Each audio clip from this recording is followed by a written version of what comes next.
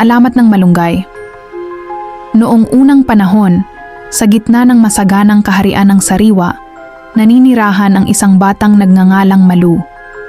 Si Malu ay isang batang masayahin at maliksi, ngunit pagdating sa hapagkainan, tila nagkakaroon siya ng kakaibang sumpa.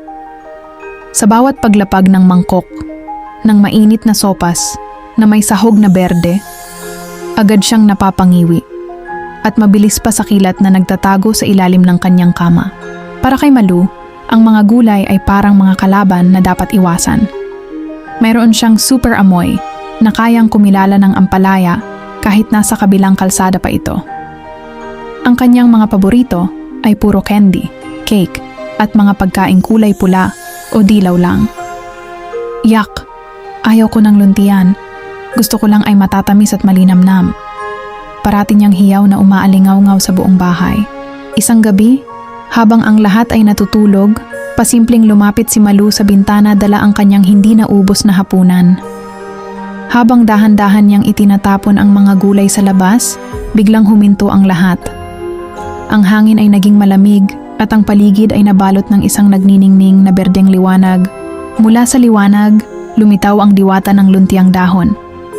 Ang kanyang boses ay parang huni ng mga ibon, ngunit puno ito ng lungkot. Malu, wika ng diwata, ang mga biyayang itinapon mo ay ang nagbibigay sana sa iyo ng tunay na lakas. Dahil tinatanggihan mo ang kulay ng buhay, mararanasan mo ang maging kasing nipis ng hangin at kasing liit ng buto. Sa isang iglap naramdaman ni Malu ang isang mahiwagang kiliti sa kanyang buong katawan. Ang kanyang mga braso ay dahan-dahang humaba at naging kayumanggi, habang ang kanyang balat ay naging matigas na parang balat ng kahoy. Ang kanyang mahaba at itim na buhok ay naghiwa-hiwalay at naging libu-libong maliliit, bilugan at lunti ang mga dahon. Hindi tuluyang naglaho si Malu, bagkus siya ay naging isang payat ngunit matatag na puno sa labas ng kanilang bintana. Tinawag ng mga taong bayan ang punong ito na maluung gulay, na sa kalaunan ay naging malunggay.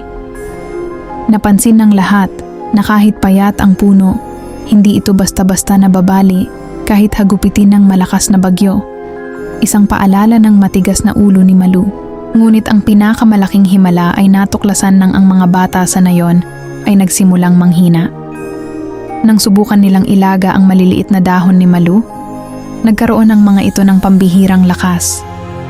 Ang bawat maliit na dahon ay naging superfood na puno ng bitamina na nagpapalinaw ng mata at nagpapatibay ng katawan. Mula noon, hindi na kinatatakutan ng mga bata ang kulay berde.